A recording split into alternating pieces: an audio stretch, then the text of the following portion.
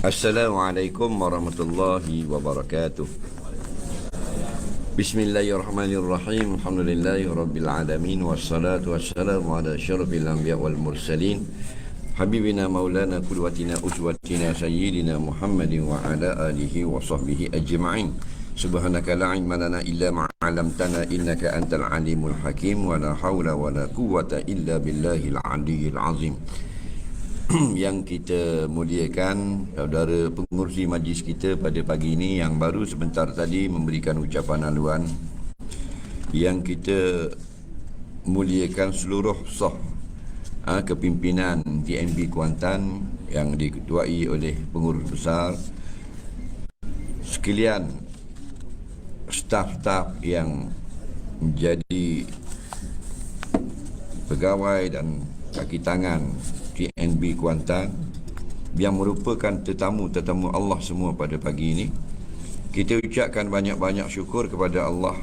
Sekali lagi kita diizinkan oleh Allah pagi ini berada di dalam majlis ilmu. Mudah-mudahan diberkati, mudah-mudahan dirahmati. Semoga apa yang kita kerjakan ini terhitung sebagai amal soleh di sisi Allah, yang akan memberi keuntungan bagi kita di dalam dunia dan insya-Allah pada hari kita bertemu dengan Allah di Yaumul Mahsyar nanti. Jadi slot kita pada pagi ini ialah menjawab kemuskilan agama. Soalan yang telah dihantar di atas meja saya ini, comel dah dia tarik, ada 48 soalan, lebih kurang 50 lah. Jadi kita ada masa 1 jam untuk selesaikan 50 soalan ini. Jadi kita jawab secara ringkas dan padu. Kalau kita jawab dengan detail, dia akan ambil masa lah lebih kurang seminggu. Baik, terdahulu kita ucapkan ribuan terima kasih kepada pihak penganjur dan juga yang bertanya soalan. Dan orang yang bertanya soalan sebenarnya dia yang paling banyak dapat pahala, bukan yang tukang jawab. Kerana asbab dia bertanya itulah kita dapat berkongsi ilmu pengetahuan. Soalan yang pertama, berapa kali kena angkat tangan takbir solat? Dia kata kalau kita solat berapa kali kena angkat tangan? Dia malas nak angkat banyak-banyak. Baik, hukum angkat tangan masa solat ini kita kena faham. Hukumnya sunat, bukan wajib, bukan rukun semayang. Apa makna sunat? Ma yusabu fa'iluhu wa la yu'aqabu tarikuhu. Siapa buat dapat pahala, siapa tak buat tak berdosa pun. Tetapi jika kita sengaja tak angkat tangan, hukumnya makruh. Tak molek. Orang tu panggil dok molek budak ni. Tak molek buat gitu. Bukan haram tu berdosa. Kenapa tak molek? Kerana tahu dah Nabi buat dan kita tak mau buat. Yang kita tak tahu Nabi ada buat, kita tak buat tu lain. Dan kita tahu dah memang Nabi angkat tangan, kita tak mau angkat. Dan angkat tangan tu rengang, malah juga nak angkat. Atau panggil tak molek. Budak ni tak molek ni. Makruh. Berapa kali angkat? Mula-mula sekali ketika takbiratul ihram. Mula-mula masuk sembahyang, hak ada niat tu, Allahu Akbar, tu sunat angkat. Okey, sekali. Yang kedua, sunat angkat ketika nak rakaat, Allahu Akbar, 2 kali angkat. Yang ketiga, bangun dari rakaat, Sami Allahu liman hamidah, 3 kali. Yang keempat, naik daripada tahiyat awal ke rakaat seterusnya. Kita tahiyat awal, lepas tu bangun, Allah, apa berdiri, Akbar, sunat angkat. Itulah tempat angkat tangan dalam 1 rakaat. Kat mana tak sunat angkat tangan? Ketika turun sujud. Turun sujud, lepas rakaat, iktidal. Nak turun sujud, dah angkat tangan. Kenapa? Kerana Nabi SAW tak angkat tangan. Dan kalau kita angkat juga, tak batal. Perbuatan kita menyalahi sunnah. Dan nak angkat kat mana? 4 kali angkat. tangan kita ni jangan buka masa angkat. Jangan duduk di bawah. Angkat ni saja. Hak ni tak angkat. Ni tak terlibat. Yang terlibat lengang ni saja. Bahu tak terlibat. Jadi tangan duduk bawah, angkat saja. Bila kita angkat saja 40,000 kali pun dia akan duduk tempat yang sama. Tak payah tengok cermin dulu di rumah, lepas tu jalan pergi sejik. Nak suruh sama tak payah. Bodoh kau panggil. Faham lagi?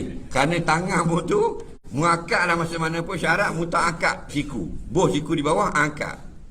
Dia akan duduk seperti yang Nabi buat. Mana kata Sayyidina Umar, kata Abdullah bin Umar, kana Nabi sallallahu alaihi wasallam idza qama ila shalah rafa'a yadayhi hazwa mankibahi wa qala Allahu akbar. Nabi SAW katanya, Abdullah bin Umar apabila dia berdiri nak solat, dia kata Allahu akbar, dia angkat tangan tu sampai tapak tangan tu berbetulan dengan bahu. Memang kita pergi mana-mana pun cakap gini, ukuran tangan ni panggil attitude, sama tinggi dengan bahu. Dia takkan jadi Allahu akbar, Allahu akbar, Allah, takkan jadi. Dia akan duduk situ. Jadi kenapa kita sampai ke bawah? Ada orang bawah ni Allahu akbar. Tak comel kan? Hazwa mangkibai. Hazwa tu bertentangan. Mangkibai, dua bahunya. Allahu akbar. Kau berat lagi Allah. Tu bengong kau panggil. Nampak tak? Benda yang mudah tapi kita buat payah. Nah, kita diberi kelonggaran apabila kita tak jumpa hadisnya. Faham lagi? Maka kita tersilap. Itu tak ada masalah. Sebab tu pada yang tidak ada hadis, ulama beri pandangan. Jadilah mazhab-mazhab ni tak ada masalah tu. Mereka beri pandangan. Yang sudah ada hadis, ulama tak ada beri pandangan. Faham lagi? Jelas dah. Nah, tapi yang jelas ni pun kita ke laut juga. Tu yang tak comel. Lepas tu Nabi kata salli kama ra'aitumuni usalli. Semayanglah kamu macam aku semayang. Bila tu? Yang kamu tahulah. Yang kamu tak tahu tak apa. Faham? Laki-laki perempuan sini lah. Allahu akbar. Nah, tak payah bawa ni. Allah. Faham tak? Nah, macam sembah tokong. Macam mana? Okey, 4 kali angkat. 4 kali angkat. Jeng. Apakah bezanya antara Allah dan Tuhan? Apa bezanya? Apa bezanya TMP dengan TMP Kuantan? Apa lagi situ? Umum khusus. Bila sebut Tuhan itu, iaitu umum. Nah, sama ada Tuhan yang sebenar atau Tuhan yang tidak sebenar. Tapi bila Allah, Tuhan yang sebenar. Sebab tu kata la ilaha illallah, la ma'budu bihaqqin illallah. Itu maknanya tiada Tuhan selain Allah. Makna tidak ada Tuhan yang sebenar. Tuhan yang tidak sebenar banyak. Pergi atas rumah berhala, ada atas-atas. Tu Tuhan juga dia panggil. Tapi benar ke tidak? Tidak. Tuhan yang palsu. Faham lagi? Jadi kalau nama Tuhan itu saja, satu yang dianggap sebagai creator, yang didakwa sebagai pencipta. Cuma dakwaan itu benar ataupun tidak. Maka yang benar hanyalah Allah. Dia Tuhan yang sebenar. Selain daripada Allah, jika didakwa sebagai Tuhan, maka Tuhan yang palsu, tidak sebenar. Tidur atas-atas. Bubuh tak bumbung Tuhan. 30-40 orang. Siapa yang buat? Manusia bincang dengan kontraktor, lukis pelang. Faham lagi? Berapa orang nak buat Tuhan? Buat 8 orang. Atak ni bubuh 3 orang. Bawah je bubuh pengawal 2 orang Tuhan. Lepas tu kita nak cap pula kalender, bincang pula. Lepas tu kata buat hijab hari biru boleh. Dia kata oring bincang nak cap Tuhan. Itu bukan Tuhan. Munggi buat dia, lepas tu munggi sembah dia pula. Faham lagi? Itu bukan.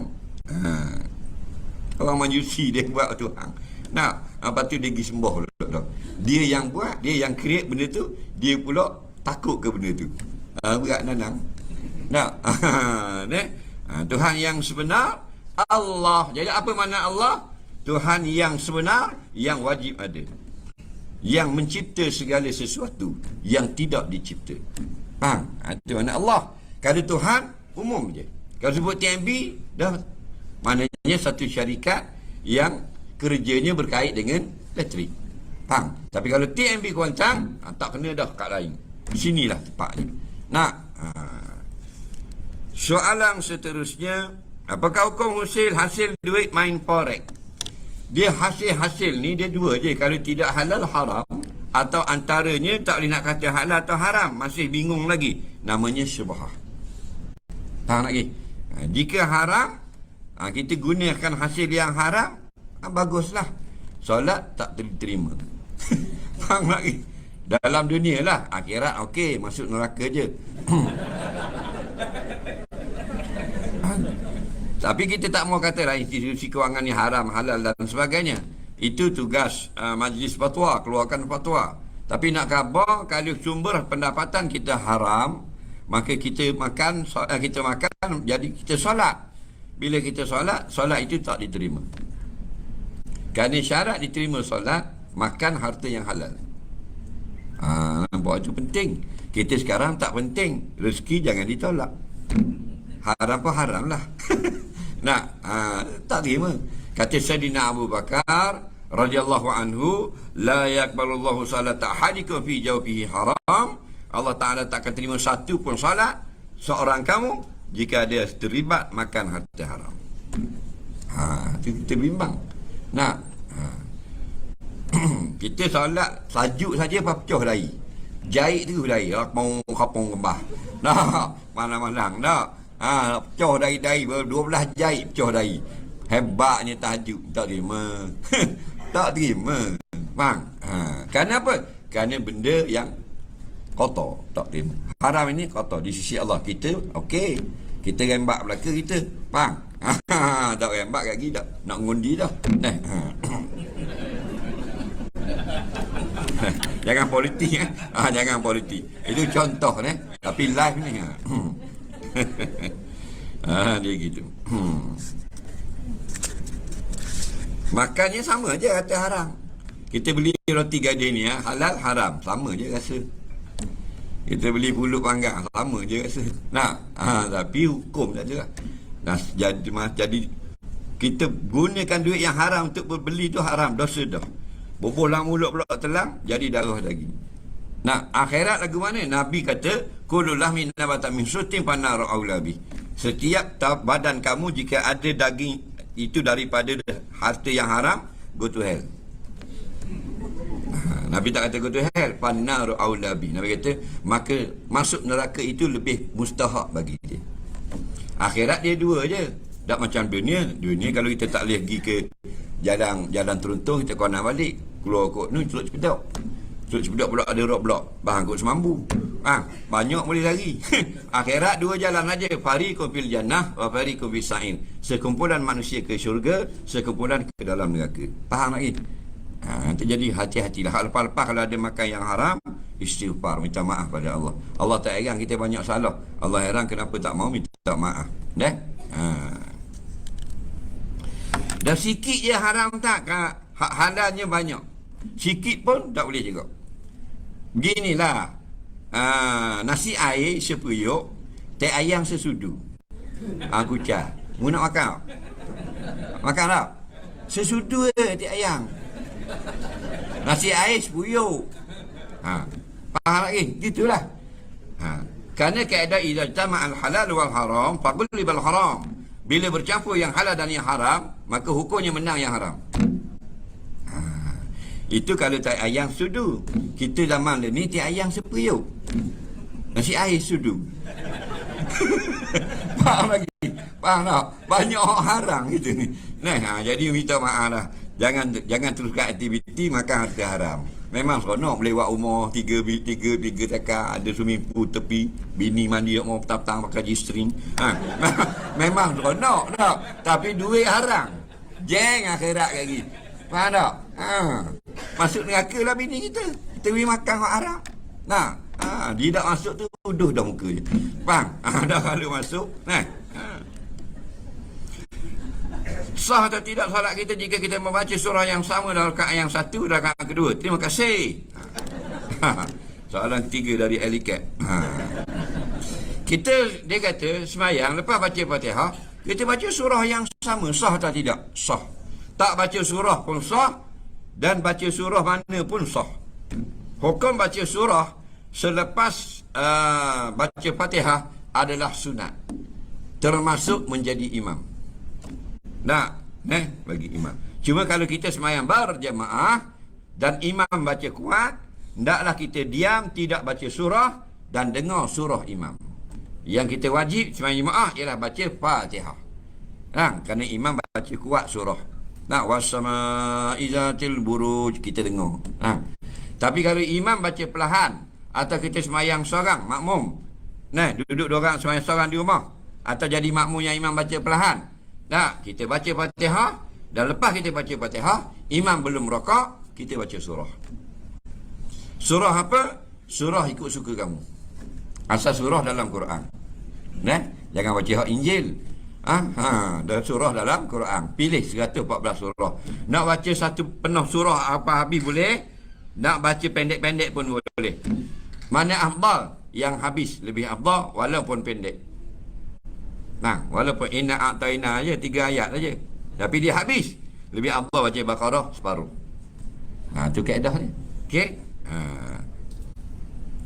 Dan mana-mana surah yang lebih baik, mana yang Nabi baca dalam hadis, itu lebih baik. Kita tengok dalam hadis Nabi baca surah kuliah dalam solat maghrib, kita pun bacalah kuliah, nak ikut sunnah, dia yang terbaik. Okey? Tiba-tiba kita tahu Nabi baca surah sekian, kita pergi baca surah sekian lain dari yang Nabi baca, hukumnya harus. Faham lagi? Boleh. Yang abah, yang Nabi sendiri baca.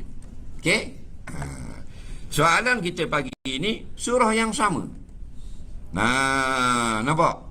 Surah yang sama, hukumnya boleh, tak ada masalah, dan kamu tetap dapat pahala 1 huruf 10 pahala. Seorang laki-laki di sebuah kampung di zaman Nabi, dia jadi imam. Bila jadi imam, dia baca surah sama, iaitu surah Ikhlas. Setiap hari siapa lugar makmum. Makmum jadi boring. Semayang subuh kul huwallah. Semayang garik kul huwallah. Surah rakaat pertama kul huwallah, rakaat kedua kul huwallah, semayang raya kul huwallah. Tak? Habis kul huwallah, semayang jemaah kul huwallah. Jadi akhirnya pakak pergi komplain ke Nabi. Buat rombongan pergi ke Madinah, orang jauh kapung ulu-ulu, pergi ke bandar komplain. Ya Rasulullah, kampung kami ada seorang tu imam. Semua surah, semua semayang kul huwallahu ahad je baca lepas Fatihah. Tak baca dah surah lain. Apakah hukumnya? Jadi mereka nak dengar laki-laki ni kena pecat lah apalah, molek lah. Waktu ngadu ke Nabi, Nabi kata, betul ke? Ya betul, kami jadi saksi kan? Saya dengar. Membalik bagi tahu ke laki-laki itu, nanti surah itu akan pimpin dia masuk syurga. Habis itu ke? Balik bodoh. Makna hukumnya harus. Faham lagi? Boleh. Makmum tak suka, makmum jadi imam. Komplain pandai. Faham tak? Suruh jadi imam, basuh habis luar. Soalan seterusnya. Cara nak lupuhkan Quran yang rosak akibat bencana banjir. Okey. Kalau zaman dulu, cara melupuhkan Al-Quran disebut dalam kitab-kitab Torah, kitab-kitab lama, ialah direndam dalam air. Dan bila direndam 2-3 hari akan jadi kertas tu putih, tidak ada lagi tulisan. Kenapa? Sebab ditulis tangan. Sekarang dicetak, dikilang. Merendam 3 tahun tak ada apa. Faham lagi? Maka cara sekarang kata fatwa ulama' yang memberi fatwa, dibakar. Faham? Bakar sehingga hilang khat, sehingga hilang tak nampak lagi tulisan ada, tinggal labu, barulah selesai. Faham? Hukum saja-saja bakar Quran tak boleh. Faham? Tapi bakar kerana menjaga dia daripada tidak dipelihara. Faham?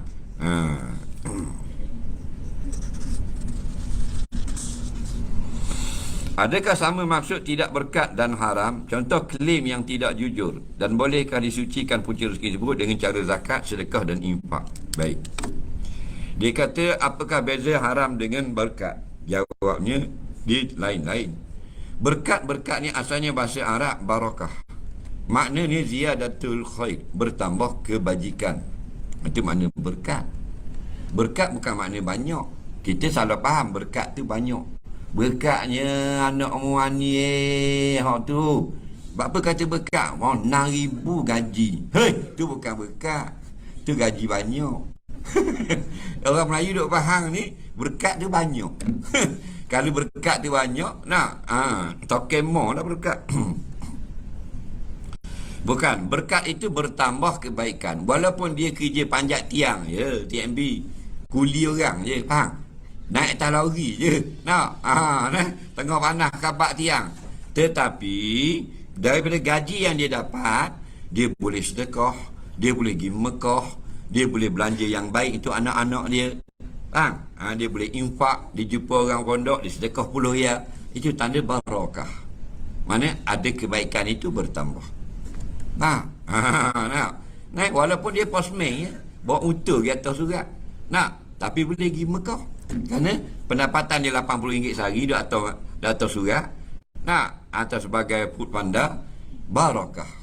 Diberkati Allah. Dengan pendapatan itu, dia dapat buat perkara-perkara yang menjelaskan dia sebagai orang yang untung di akhirat. Itu mana berkat. Haram itu lawan bagi halal. Baik, kalau kita tak betul klaim. Tak betul klaim itu kebanyakannya haram. Sepatutnya dia klaim RM200. Kerana dia duduk 2 hari di hotel Jalan Tar. Hotel itu hanya RM100 sehari. Tapi diklaimnya hotel yang 250 sehari. Jadi klaim jadi 500. Faham lagi? Mileage-nya patut 100 kilo, diklaimnya 170 kilo. Faham? Sepatutnya punch card. Dia berhenti kerja itu pukul 5, tapi dia tak punch card. Suruh kawan punch card pukul 10. Dapat 5 jam. Kalau sejam itu RM5. 5 kali 5, 25. Kalau buat kerja 15 tahun, lepas maybe suci. Faham? Nampak? Itu bukan tak berkat. Itu haram. Faham? Itu jelas menipu harta majikan. Haram. Jadi bila kita makan yang haram, harta kita haram, adakah boleh kita selesaikan dengan sedekah? Jawab, tengok dulu. Yang haram itu ada 2. Yang pertama, harta orang. Kalau harta orang tak selesai dengan sedekah, wajib pulangkan. Mana kalau kita tipu TMB Kuantan RM100, tak boleh sedekah. Haram, kita kena pulangkan balik pada tabung TMB Kuantan. Lagu mana tabung, wallahu a'lam. Mugi sedekah tak selesai. Kerana bukan hak masjid, ini hak TMB. Faham?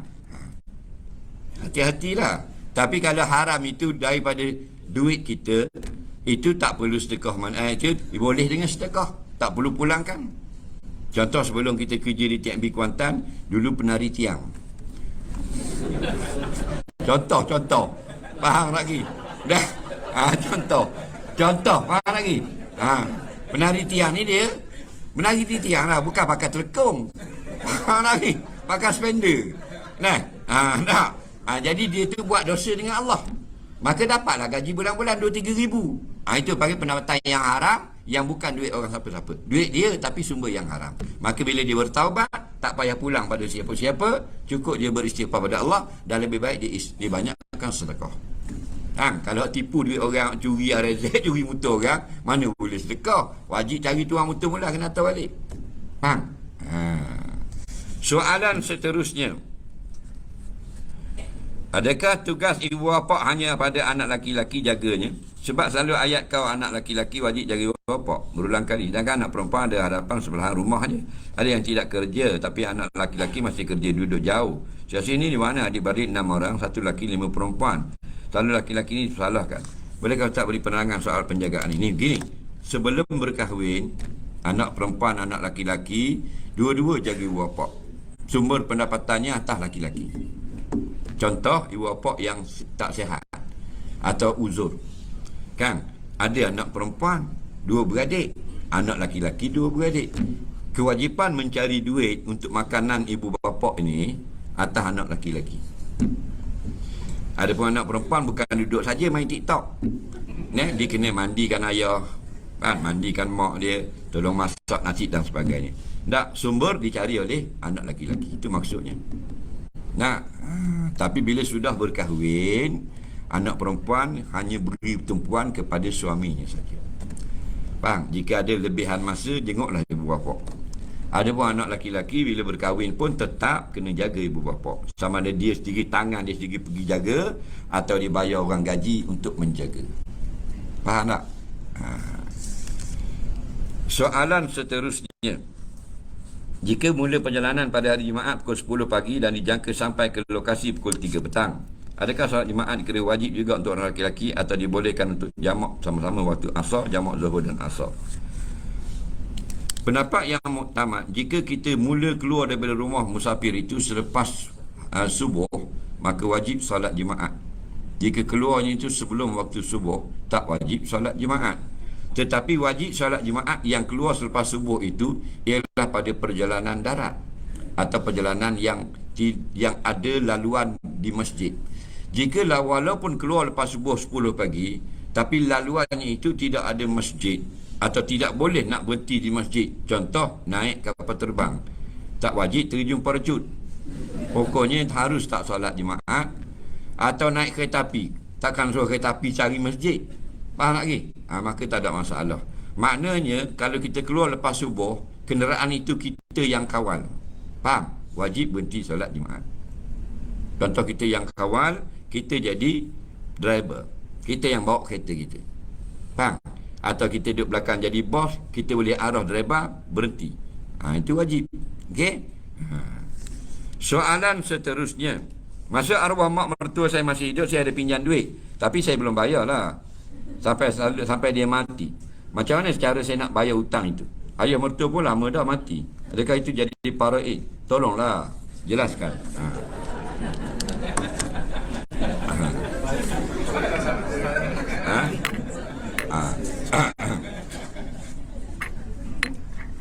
Baik.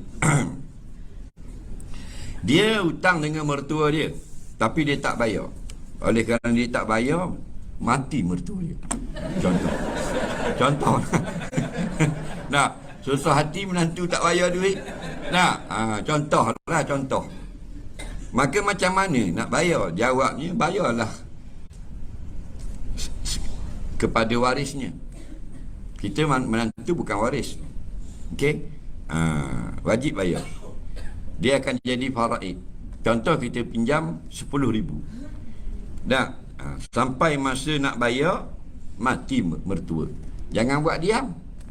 Kembalikan kepada waris. Warisnya suami isteri mertua. Mak mertua kita lah, bagi pulang ke mak. Pulang ke anak-anak dia.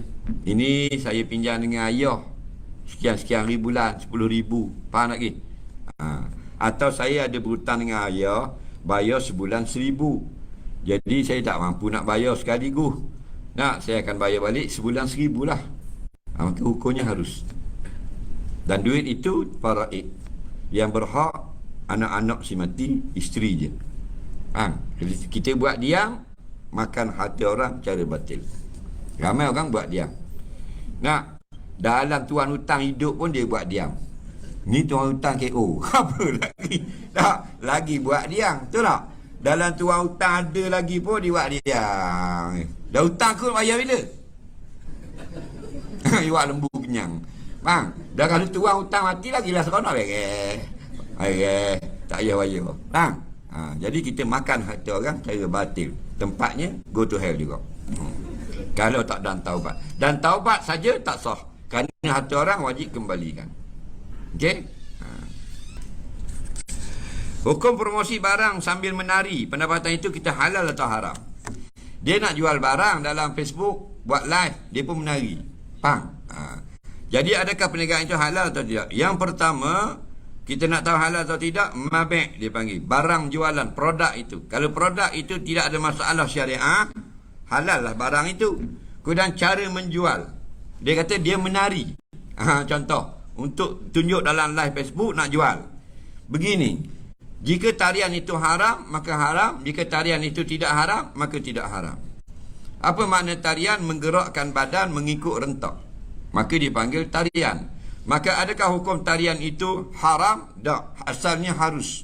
Tetapi dia berubah menjadi haram. Al-aslu fi kulli asya' al-ibaha hatta ja'a ad-dalilu ala khilafihi. Asal sesuatu itu harus dahulu, kemudian bila datang bukti, dia menjadi haram. Jadi kalau mana orang laki-laki dia buat bunyi ting tong, ada bunyi zik, dia pun buat tangan ting tong, itu panggil menari. Adakah haram?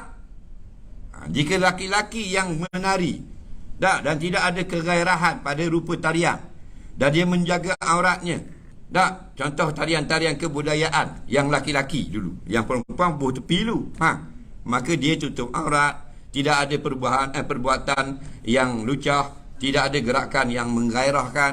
Faham tak lagi? Macam kita tengok kalau di Timur Tengah banyak. Kalau di negara bekas Kesatuan Soviet banyak. Turkmenistan, yang tarian laki-laki ni. Apa benda Azerbaijan, apa benda Armenia, di sebelah apa benda ni, utara Iraq tu. Itu harus. Tarian yang diharuskan. Di Turki, yang tarian pusing, hokok panjang tu, dia pusing je. Hokoknya harus, tidak ada benda yang haram di situ. Faham tak? Tapi kalau tarian, kalau perempuan, hak banyak dan nak jual ni perempuan, hak joget ni. Tak ting macam kera jatuhlah payang budu. Itu haram. Kenapa? Kerana perbuatan itu merosakkan maruah dia.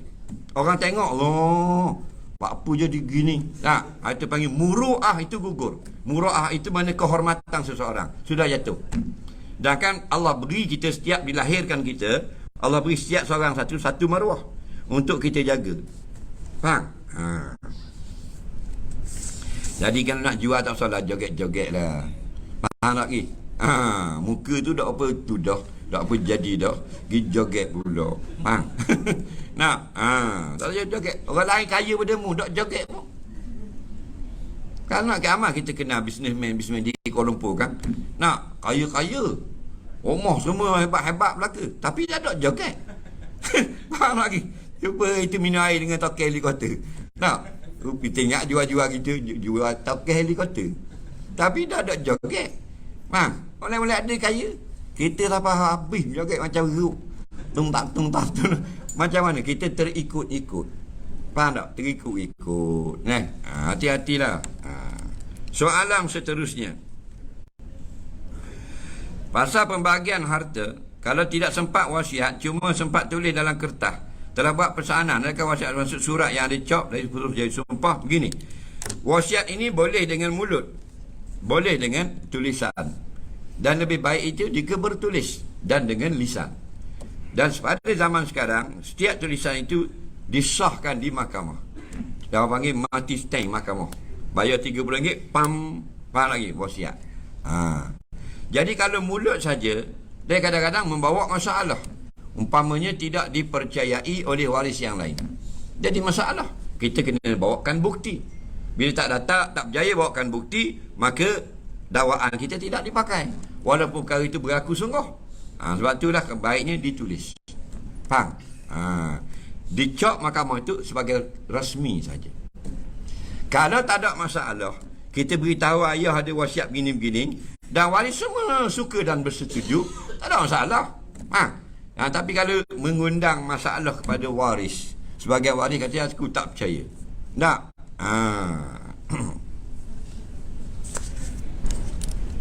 Soalan seterusnya. Promosi untuk mewah, untuk menarik orang join perniagaan yang belum tentu lepas join jadi kaya. Ini yang nak gila nak jadi kaya ni. Dalam Facebook ni gambar ni 10,000 duit. Ni kaya, aku jadi kaya. Faham? Kita tengok letak dia duduk pilih-pilih gaji 2,500. Faham tak? Peluh jeruk macam udah baring muka. Faham? Kena join ni. Faham? Kena join. Ni jeng habis. Faham? Tak kaya-kaya pun. Faham? Begini, nak kaya tidak salah. Yang salahnya nak cepat kaya. Faham lagi? Dia lain tu. Nak cepat kaya. Ramai dah kena tipu. Kawan kita 2 kali ni. 600,000, 600,000. Cerdik dah, bodoh lagi. Faham lagi? Kenapa? Kerana hatinya tidak cukup dengan keadaan dia sekarang yang sudah mewah. Dan nak lagi. Bila nak lagi, mudah kena tipu. Jadi kita nak promote orang mai jadi kaya, tidaklah boleh kita patuakan sebagai haram. Tetapi jelas manusia akhir zaman ini dia akan fokus hidup dia kekayaan semata-mata. Akhirnya jadi apa yang telah jadi yang kita tengok dalam media-media sosial. Kita kumpul ramai-ramai, hanya bayar 1,500 orang, saya akan ceritakan panduan menjadi seorang yang kaya. Memang dia seorang saja yang kaya. Dan kita hanya dapat panduan saja, tak kaya-kaya. Masa budak selalu ambil buah mempelam orang, dah handua pagar macam mana nak minta halal. Rasanya tuan dia dah mati pun. Baik. Dia kata masa budak-budak dulu sebelum kerja TMB, dia selalu ambil buah pelam jiran dia. Begini, buah pelam jiran, hak jiran, bukan hak tanah, hak tuan pokok. Walaupun tanah hak orang lain. Faham lagi? Dia tuan pokok lain, tuan tanah lain. Tapi biasanya tuan pokok, tuan tanah itulah. Kalau buah jiran jatuh dalam pagar kita, kerana dahan dia lebih begini, ni pagar, dahan dia begini. Buah bila dah jatuh, dia tak kenal tuan. Jarang buah dia corner itu jatuh. Faham? Dia akan jatuh straight. Boleh tak kita ambil? Boleh? Boleh. Cuma haram makan. Haram makan. Berdosa. Jadi makan haram.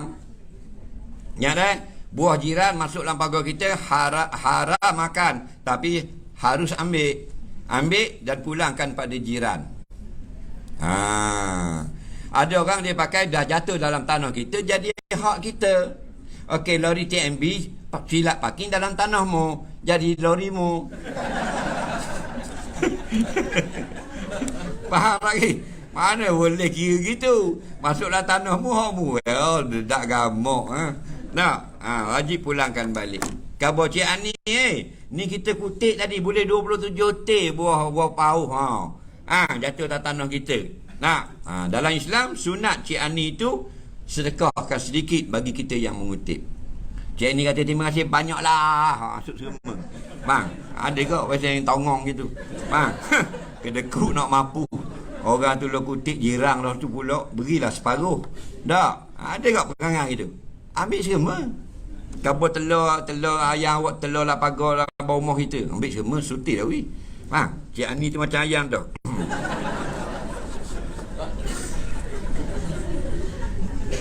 Masa hidup bapa saya ada mengusahakan kebun atas sebuah tanah yang tidak dapat disahkan pemilik. Bila bapa meninggal, ada pewaris yang mengakui tanah miliknya dan menuntut jumlah wang ganti rugi kerana usahakan tanah tersebut. Jika pewaris itu bertindak tidak menghalalkan hasil keuntungan, masa hayat arwah adakah jatuh haram, dosanya akan ditanggung oleh arwah.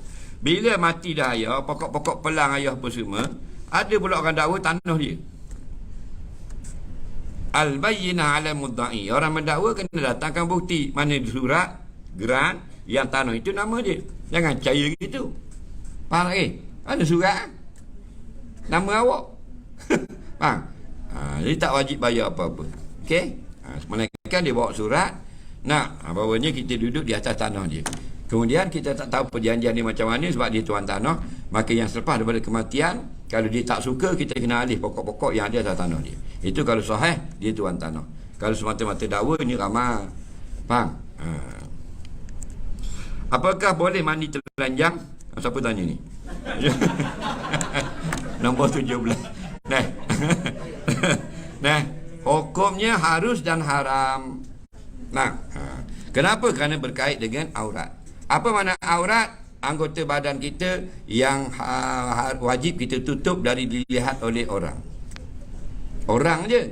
Kalau bukan orang, tak wajib tutup. Contohnya, tak wajib kita tutup aurat kita dari pokok. Tak wajib kita tutup aurat kita dari binatang. Dia masuk dah nak mandi, nak kencing, tubik mula. Buat apa ni? Cicok tengok. Ha, cicak dak haram tengok. Faham? Orang haram. Tak? Ha. Dia pergi kat kandang lembu, dia pun selok kain. Tunjuk. Lembu pun mari dengan mama. Bodoh. Faham? Bodoh je lah. Tapi tidak berdosa. Kenapa dia tunjuk aurat dia pada lembu? Faham? Jadi aurat ni ialah yang haram kita tunjuk pada manusia. Okey? Baru kita faham. Maka kita mandi ni dalam bilik. Ada tak orang yang haram lihat? Tak ada. Hukumnya, pendapat kebanyakan ulama, harus dan makruh saja. Setengah ulama kata makruh, setengah ulama kata harus, tidak haram. Maksud mandi telanjang dalam bilik mandi lah. Faham lagi? Kalau ada orang yang haram lihat, maka haram mandi telanjang. Dah ada ke orang yang tak haram lihat? Ada. Dalam dunia ini ada dua. Sekarang lah, kalau dulu ada tiga, ada hamba. Sekarang ada dua saja yang tak haram tengok kita telanjang. Nombor satu, suami isteri. Suami isteri. Bila kita akad nikah, aku terimalah nikahnya dengan mas kahwin yang tersebut, itu sahlah kita jadi suaminya. Bermakna terangkat juga hukum aurat. Sebelum akad nikah, haram lihat auratnya. Bila dah jawab nikah, tidak ada lagi aurat yang haram. Yang wajib tutup suami isteri dah. Faham lagi? Bukan kata mandi. Anak pergi sekolah belaka dah, tak apa, suami isteri ditelanjang lah rumah. Faham tak? Bini duk goreng. Tak ada masalah. Tapi jangan ngecik minyak panas lah. Siapa lagi yang boleh tengok aurat kita? Anak-anak kita yang masih kecil. Yang besar haram. Allah kata awitif lillazi apa benda lam yazharu ala auratin nisa, dan tiada mengapa jika anak-anak kamu yang masih kecil yang belum mengerti tentang aurat. Boleh. Nampak? Boleh anak duduk dalam beseng, duduk mandilah beseng, mak duduk gonyah baju lah pula. Anak dia tengok, dia tak faham. Anak dia baru setahun. Contoh, baru 2 tahun. Tak erti. Faham lagi? Ataupun anak dia duduk dalam beseng main itik, ayah dia duduk berdiri mandi telanjang. Anak mana erti 2 tahun. Faham? Dia tak erti. Dia faham tak? Dia tak faham. Cuma dia tengok ni itik mana pula. Faham lagi? Ada gajah. Tapi anak yang besar haram lah. Tak. Gurau-gurau juga nak faham hukum, okey? Saya baca salat niat fardu yang ada adaan, tapi ada yang cakap tiada adaan, terus baca lillahi ta'ala. Boleh terangkan tak bila nak pakai adaan dan bila tak perlu pakai? Dengar baik-baik. Jika kita nak solat subuh, 3 saja yang wajib niat. Aku solat fardu subuh, tu saja. Selebihnya sunat. Mana? Sahaja aku solat fardu subuh 2 rakaat tunai menghadap kiblat kerana Allah Ta'ala. Kan panjang tu? Yang wajib pendek 3. Aku solat fardu subuh. Faham? Aku semayang fardu zuhur. Itu yang wajib. Lebih itu, sebut rakaat sunat, sebut tunai sunat, sebut kerana Allah Ta'ala sunat. Okey? Soalan seterusnya, hukum orang perempuan buat live Facebook dalam edah boleh? Yang tengoknya adalah anak beranak dia saja, tidak public. Faham lagi? Secret group dia panggil. Dia buat live, yang tengok mak dia, yang tengok mahram dia saja. Tapi untuk live dunia tak boleh. Faham lagi? Kerana apa? Kerana orang yang dalam edah kematian lah. Kalau kematian, kalau edah hidup lain. Faham? Edah kematian, dia dalam keadaan berkabung, dalam keadaan bersedih kerana kehilangan nikmat yang besar, iaitu suami. Faham? Kalau dalam edah cerai hidup, suami yang cerai, maka berhajat kepada izin suami. Ingatlah, perempuan yang kena cerai tapi dalam edah, awak masih isteri. Bang, wajib taat. Bang, nak keluar bang, nak pergi mall kejap beli barang. Suami dia kata, okey kejap aje, pukul 10 kena balik. Kena taat. Bang, kita dah kena cerai, dah taat dah. Kalau kena cerai, beres tu. Bang, Tak tahu ke hukum kita? Kita mana tahu hukum? Kita macam kambing, mana reti hukum? Faham tak? Kambing reti tak hukum? Tak reti lah kita, lebih kurang tu cuma bunyi molek ada kambing. Dah tak tahu ke hukum? Pasal tak belajar. Banyakkan sikit program ilmu. Kalau ada niat nak akikah anak tapi anak itu gugur, kena buat akikah ke tak? Tak buat akikah kalau anak tu lahir mati. Tapi kalau lahir hidup, maka buat akikah. Niat itu tak wajib tunai, sunat tunai. Yang wajib tunai ialah nazar. Nazar ini lapah di mulut, bukan niat dalam hati. Aku bernazar jika dapat anak, aku nak sembelih akikah seekor kambing, maka dapat anak, wajib akikah. Adapun hanya niat dalam hati, sunat tunaikan, tidak wajib tunaikan. Soalan seterusnya, adakah dosa isteri ditanggung oleh suami? Jawabnya ya dan tidak. Ada kalanya tak tanggung, ada kalanya tanggung. Contoh yang tidak tanggung, suami duduk KL atau WhatsApp ke bini, yang subuh lah, bangun solat. Dia sudah suruh, dan suami dia jawab, beres bang, lepas tu terik selimut. Abang mana nampak? Tak semayang pun. Maka suami tidak tanggung, isteri yang tanggung sendiri. Faham lagi? Depan suami, isteri pakai tudung, nak pergi keluar kejap pasal malang, nak beli barang sikit. Faham lagi? Pasal tani. Masuk dalam kereta, isteri pun buang tudung. Suami tak nampak, isteri tanggung sendiri. Faham? Ada pun sampai masa semayang tak suruh semayang, bini pun tak semayang, maka bini berdosa, suami pun berdosa kerana tak suruh. Depan suami pakai skirt dah nampak peha, boleh keluar rumah, suami tak kata apa, maka isteri berdosa, dosa itu turut sama ditanggung oleh suami. Faham? Gitu je. Solat jamak waktu maghrib kita sebut qasar dalam niat, sedangkan waktu maghrib 3 rakaat sudah tidak dipendekkan seperti waktu 4 rakaat. Menjadi rakaat, terima kasih. Mana boleh qasar solat maghrib? Mu nak buat berapa solat maghrib? 3 rakaat, qasar jadi berapa? Setengah. Tak ada rokok. Ke mana? Maghrib tak ada qasar. Mazhab mana? Ayuh ping. Tak ada qasar. Yang qasar ialah 3 semayang saja, Zuhur, Asar dan Isya. Okey? Subuh tak ada qasar, pendek dah. Soalan seterusnya sikit lagi. Bagaimana nak yakin ahli keluarga ikut pada satu mazhab? Ada setengah ahli keluarga mengatakan tiada masalah, itu ikut mana-mana mazhab. Ahli keluarga siapa hebat sangat ni? Faham lagi? Kita mengaji satu kitab pun bengong tak habis-habis. Satu mazhab ni mana seluruh kitab-kitab mazhab kita sudah belajar. Mana bebas kita boleh ikut. Ya betul. Ulama-ulama berkata, jika kita pakar pendapat-pendapat mazhab, kita pakar dalam mazhab Syafi'i, kita pakar dalam mazhab Maliki, Hanafi, Hanbali, maka kita boleh pilih suka kita. Kerana kita bukan lagi main-main. Bang, masalahnya siapa pakar 4 mazhab dalam TNB Kuantan? Ejen nama sendiri Jawi pun letak pukang. Faham lagi? Itu masalahnya. Jadi jangan kita terpedaya dengan cakap-cakap seperti itu. Mazhab-mazhab ni wajib. Apa makna mazhab? Maknanya setelah zaman Nabi, orang tidak ada lagi sumber yang utama untuk memberi penjelasan, iaitu Rasulullah sudah tak ada. Maka bila ada berlaku satu-satu hukum, maka perlukan pandangan. Maka pada masa itu sahabat beri pandangan.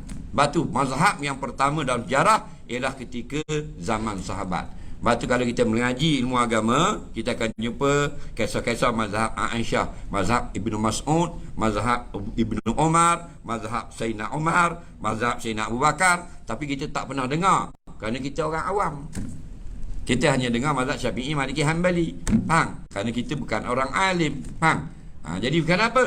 Contohnya dalam bab zakat, Sayyidina Umar beri pandangan lain, maka Sayyidina Abu Bakar beri pandangan lain. Sebagian sahabat ikut Umar, sebagian sahabat, orang ramai masyarakat Islam ikut Abu Bakar. Jadi ada 2 pendapat di situ. Jadi kita pergi kata sekarang jangan ikut mazhab. Jadi jangan ikut sahabat-sahabat tadi. Mengarut tak jadinya? Rosaklah. Kan sahabat keluarkan pandangan yang berbeza. Pandangan yang berbeza maksudnya mazhab. Kenapa keluar pandangan? Kerana tidak jelas dalam Quran. Dalam Quran tidak ada sebut jual beli dengan tong. Dalam hadis tak khabar jual beli dengan tong. Sekarang ada kan jual beli dengan tong. Kita pergi di tepi kedai, ada tong air kotor.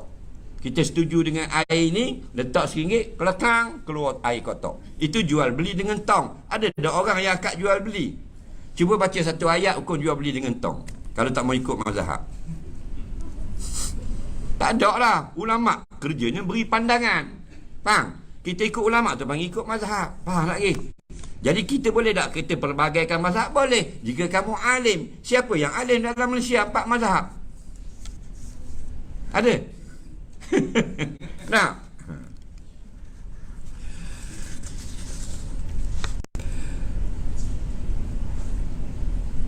Boleh jamak kosong sepanjang berada di luar kawasan tanpa ada kiraan hari. Minta penjelasan.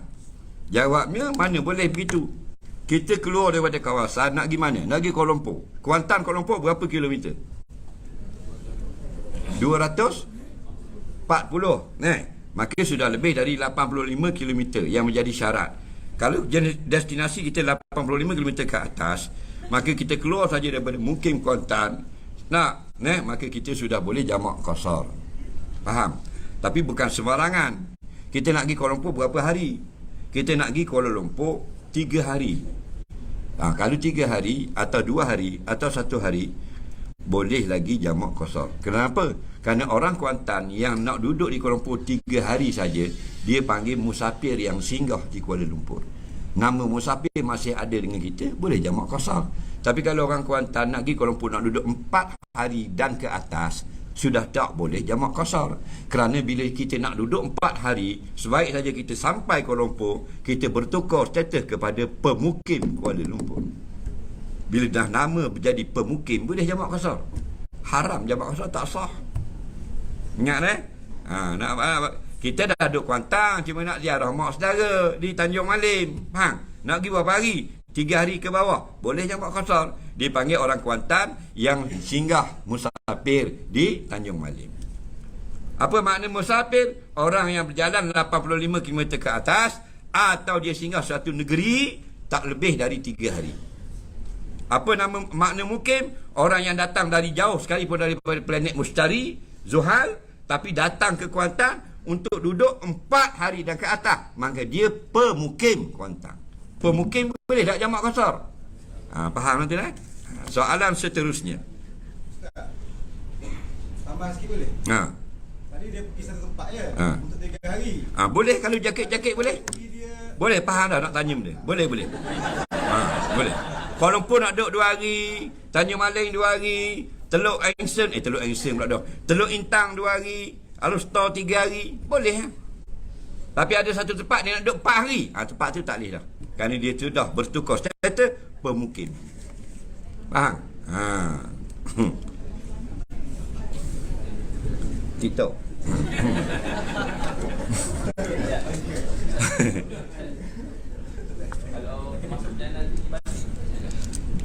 Pergi saja dan balik lain.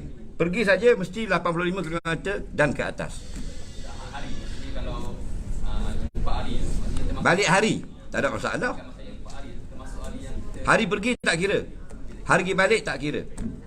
Begini, hari ini hari mana? Hari Isnin. Okey, kita nak tolak hari Isnin. Nak pergi mana? Nak pergi Johor Bahru, pergi ambil BRIM. Okey.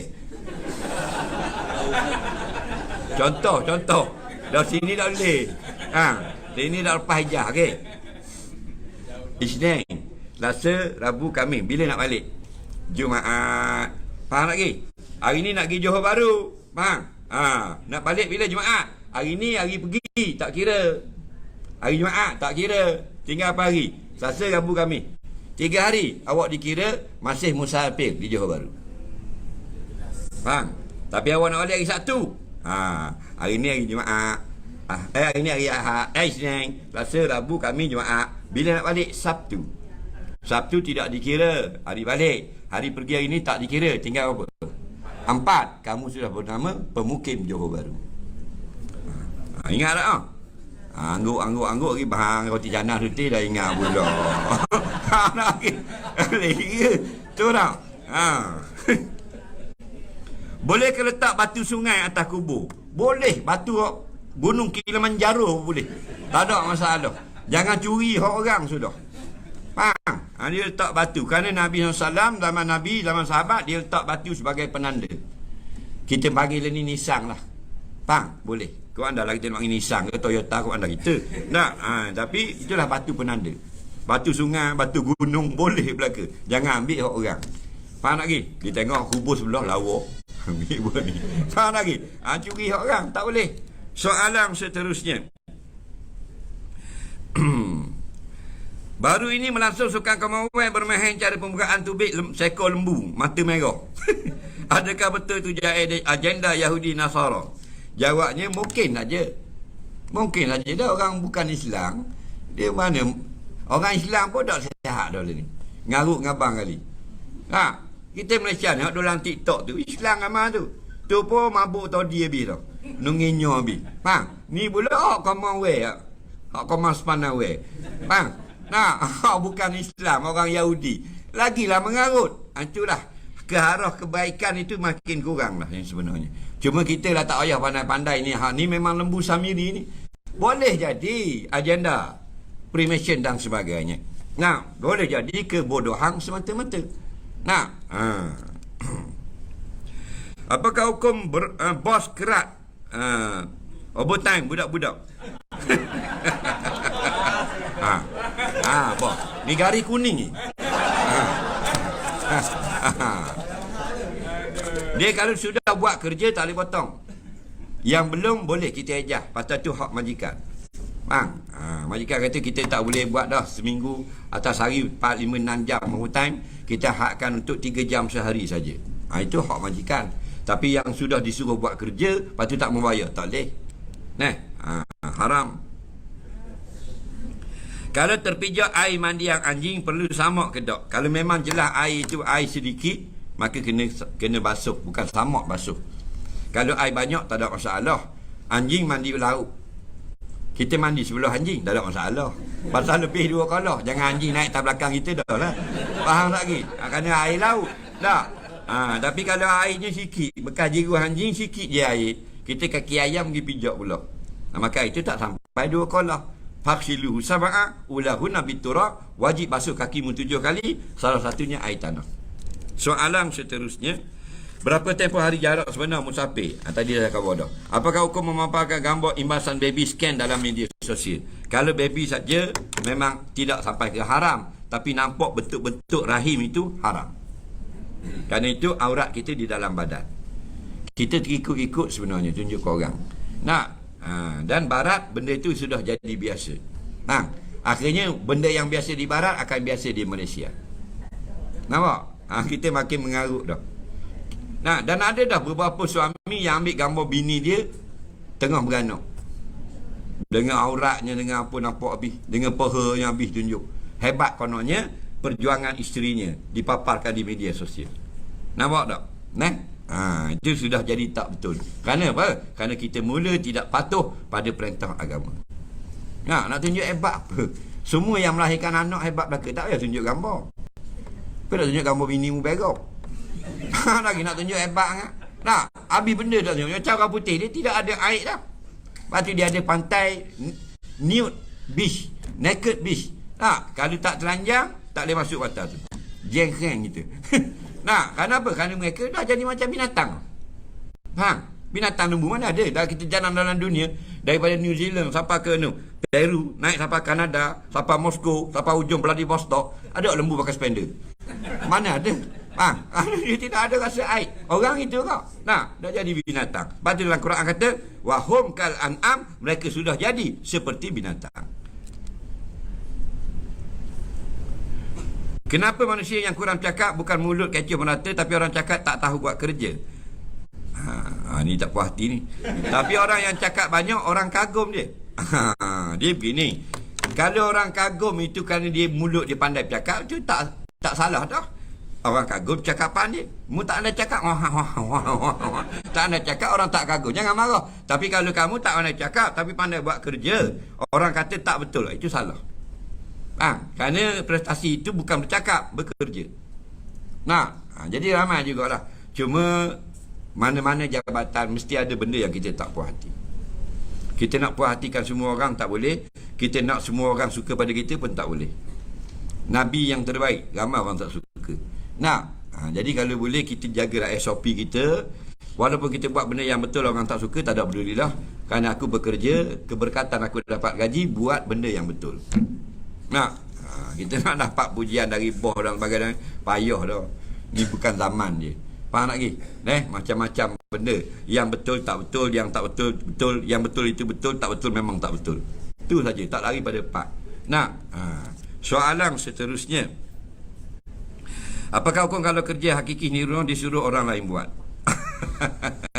Dia tak buat, dia suruh orang. Kerja dia tak ada masalah. Kita kerja kita suruh kawan kita buat.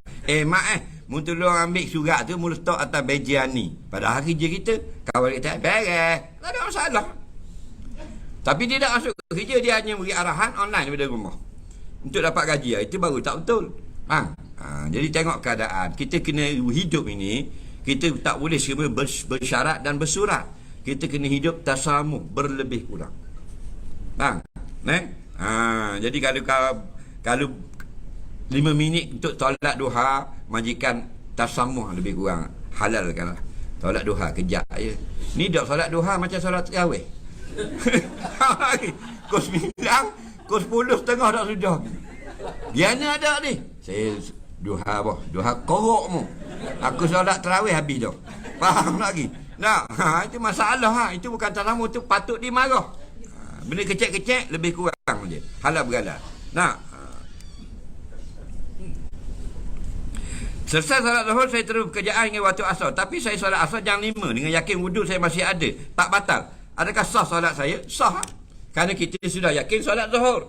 Siapa yang sudah yakin solat zuhur, bermakna dia yakin sudah berwuduk. Kemudian bila orang bahasa Allah, ada ke tak lagi wuduk? Ke batal dah? Maka berlawan antara yakin dengan yang kita ragukan. Yang kita yakin sudah ada, yang ragu sudah batal. Bila berlawan antara yakin dengan yang dengan ragu, menang yang yakin. Kerana kaedah kita, al-yakinu la yuzalu bil syak. Kalau kita yakin, tidak boleh dihilangkan keyakinan itu kalau ada keraguan. Nampak? Jadi menangnya sudah ada wuduk, sunat saja ambil wuduk, tak wajib dah. Tapi kalau kita yakin tak ada wuduk, cuma masa nak semayang, kita datang keraguan. Adakah sudah ambil wuduk? Menang yang asal yakin, belum ada wuduk. Sebab kita pasang tadi, pukul 2 kita ketuk dah, gegar 3 tekak. Gegar. Faham? 3 belah gegar. Kuatnya ketuk. Bila pukul 4.30, mari dalam hati. Ketuk tadi sahih dah. Lepas pada ketuk tu ambil dah wuduk. Jadi menang belah ketuk.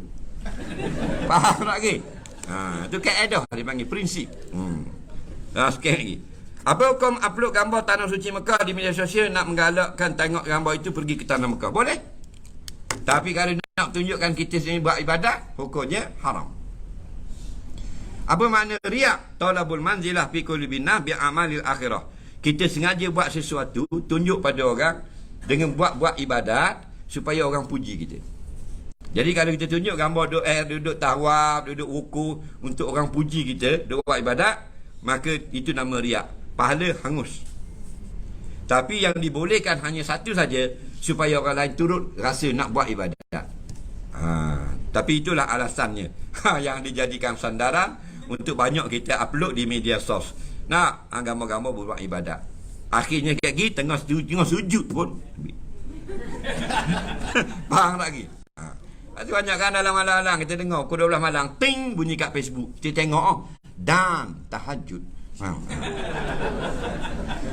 Kita pada sampai zaman fitnah. Orang dulu tahajud, dia ambil wuduk. Bila dia ambil wuduk, dia lapik guni.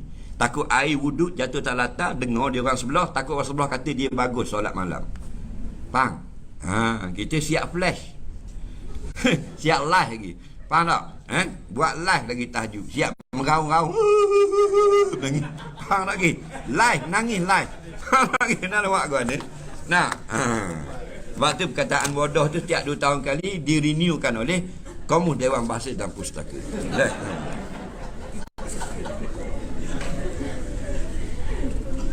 Apakah amalan kita nak menjauhkan daripada maksiat? Benda yang membantu, pertama mulakan dengan doa, yang kedua berkawan dengan orang yang baik. Bila kawan dengan orang baik, kita akan ada grup dia. Kalau kita nak pandai main chess, kita kawan dengan geng-geng chess. Kalau kita baru nak belajar chess, tapi kita banyak berkawan dengan orang main takraw, payah pandai chess. Faham lagi? Kita kena kawan dengan geng-geng chess. Wallpaper depan kita pun Gary Kasparov. Juara chess. Hari sumber-sumber yang masuk nanti pesanan melalui TikTok dan sebagainya, benda berkaitan dengan chess. Itu membantu environment dia panggil. Jadi kalau kita nak jadi orang yang baik, kita kawan dengan orang yang baik. Jadi walaupun kita tak jadi sebaik dia, tapi ada bantuan. Grup WhatsApp ni ada tebut tentang tazkirah, pukul subuh ada dah hadis masuk dan sebagainya. Soalan sikit lagi dah. Boleh sikit lagi?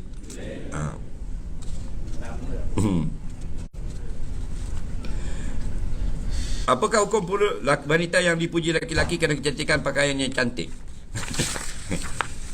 Begini, orang perempuan ni dia ada satu fitrah. Orang panggil nyakit dia lah. Nyakit dia suka dilihat cantik. Sebab tu daripada dia kecil, anak kita puang. Kalau pergi DIY beli sepapang. Bubuh tu, bubuh ni, bubuh. Anak hamba kita kata tu. Pasang diri aksesori rata. Beli sepaket-sepaket. Pakar di sakut, di tekok, pakar di sini. Dia memang berahi. Siapa ke jadi tuk orang. Tengok tuk kita kalau ada nak kenduri kahwin, dia giap. Dia lama gitu. Lama apa atas hidung. Apa atas ni? Dia tangan ketuk atas hidung ni. Faham lagi? Mana dia ada lagi fitrah je, nyakit dia nak dilihat cantik. Tengok alat-alat produk kecantikan, kotak dia tu. Kalau kita tak buang daripada kita mula nikah, jadi mahal gila itu. Kotak dia saja, kotak. Tapi dah kita handing buang, tak ada barang. Banyaknya. Daripada 20 tahun bini kita duduk bedak tu, kena ada sebuah bah mari nak khabar bini kita cantik. Tak ada. Tapi dia perasan begitu. Yang tipu bini kita tu ialah cermin depan. Cermin depan tu, bila kita duduk, tengok. Kita tengok bini kita kan. Kalau lepas mandi, balik syaklang ni tengok. Bini lepas mandi, kita tengok hidup lepas cermin. Kona situ, tengok situ. Kita duduk lah robot kita. Buka habis tualat-tualat. Molek. Tak? Kenapa? Cermin dia kata, okey lagi. Dok keduk mana? Tak? Padahal perut ni macam kek Sarawak tu. Tak? Tu tipu jahat tu cermin tu. Tak? Jadi tak apalah, memang itu penyakit dia. Kita tak boleh nak kerak penyakit dia. Biarkan, tapi Islam jaga. Wala tubdina zinatahunna illa li bu'ulatihinna. Jangan kamu duk make up sangat, duduk pelawak, duk solek, duk buat gaya, duk pakai hebat-hebat, melainkan tunjuk kepada suamimu sendiri. Maka keluar rumah biasa-biasa sudah. Bila di rumah bukan kaleng-kaleng. Tapi kita dah terbalik. Kita nak mari jabat, pakai lawa-lawa, matching beg tangan dengan tudung. Color nak kena. Dark brown, light brown, pale orange, nak kena. Masuk dah kasut, tengok pula kolah cermin. Ketak-ketak macam rila. Lagi. Nasut jabat. Sembuh minyak wangi ni. Tekok Lening, minyak wangi lain. Lening, Paris Hilton, kapau. Tak? Tapi dia di rumah. Di rumah. Baju lawa. 4 bulan dah basuh. Cari pula sini nampak tiup. Terbalik pula nombor di depan. Kain kerah macam meja bipong kain. Mana buat aku ni? Tapi bukan TMB dah, tu TM.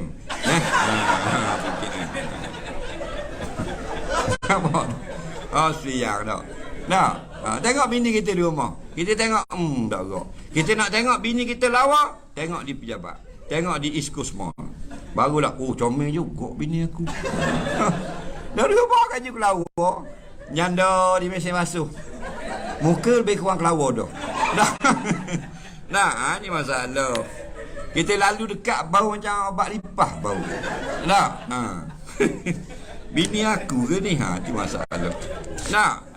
Kena hak jenis pakai gigi pelesu tu. Duduk depan suami, gigi bola robok. Nak aku nak dah. Tak, tadi ketuk lagi kata tak apa lah, makan kedah. Nampak? Jadi tak mulut nak makan. Jadi perempuan yang cantik, nak cantik tak salah, jangan kamu berlebihan di luar rumah. Nanti masuk dalam ayat wala tabarrajna tabarrujal jahiliyatil ula. Jangan berlebih-lebih. Bukan dak boleh comel, berpada-pada. Takut jadi seperti perempuan jahiliah. Tapi di rumah tu yang terbaik. Ingatlah, kalau kita umur 20 tahun 30 ke bawah, pakai seluar jeans di rumah depan suami. Yang ketat-ketat, dia suka tengok. Yang stres. Jika kita sudah 40, potong seluar kat lutut. Dia suka tengok. Betul tak? Haji, suka tak? Ya? Tak suka? Suka tak tengok? Kalau isteri dah 50, buat seluar pendek. Seluar jeans pendek atau beli short pant. Faham tak? Seronok. Dah bukan halal ke haram? Halal. Buat sekali untuk suami. Aku nak 52 tau. Aku nak buat ke abang mak kali hari ni. Tak? Pakai spender ni. Mesinnya. Bang, tunggu tu abang mak balik. Bang, abang mak 56. Nak tunggu pecing. Tengok bini kukunya pakai luar pendek. Meninggal abang mak. Boleh maraik, maraik. Soalan yang terakhir.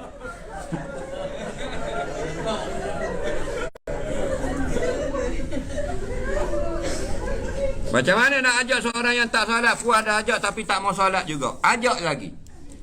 Kerana kita, Nabi SAW berdakwah pada bapa saudara dia sampai mati. Ajak solat. Kita tak jumpa dia, WhatsApp. Jom solat. Kirim YouTube tentang kelebihan solat. Gambar-gambar ustaz ni banyak ceramah-ceramah live dan sebagainya. Tak. Yang pendek-pendek tak apa dah. Nak klip-klip TikTok. Hukum orang yang tak solat. Orang tak solat, dia azab dalam neraka dan sebagainya. Share dengan kawan kita tu. Faham lagi? Lagi. Kerana syurga bukan untuk kita seorang. Nak? Syurga pintu saja 70 tahun. Luasnya pintu. Nak? Daun pintu saja. Syurga itu lebih luas daripada langit dan bumi. Jadi, jahat ke mana kawan kita. Jangan kita lari. Kalau lari badan tak apa. WhatsApp sampai. Nak? Jom solat.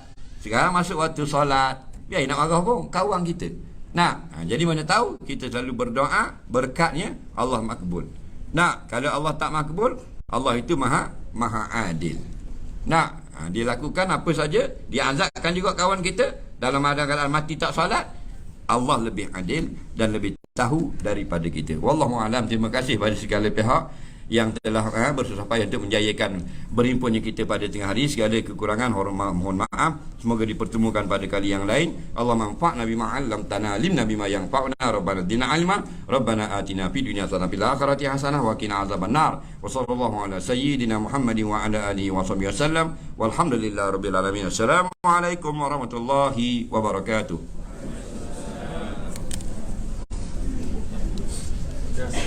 Waalaikumsalam warahmatullahi wabarakatuh. Ucapkan ribuan terima kasih.